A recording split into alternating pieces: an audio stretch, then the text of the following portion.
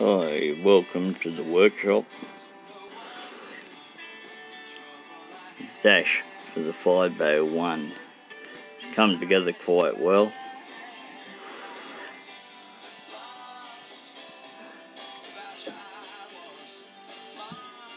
Also, working on the toolbox. Just fitted the lock.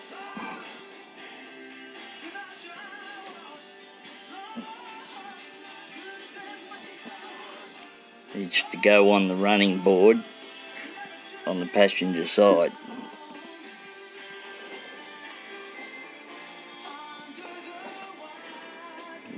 Fiat still undercover. Today, fitting the wiring has been a challenge.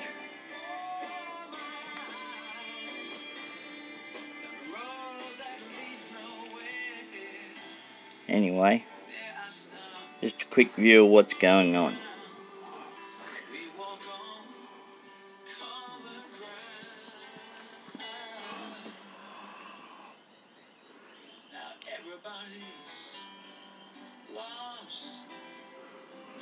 Okay, thank you.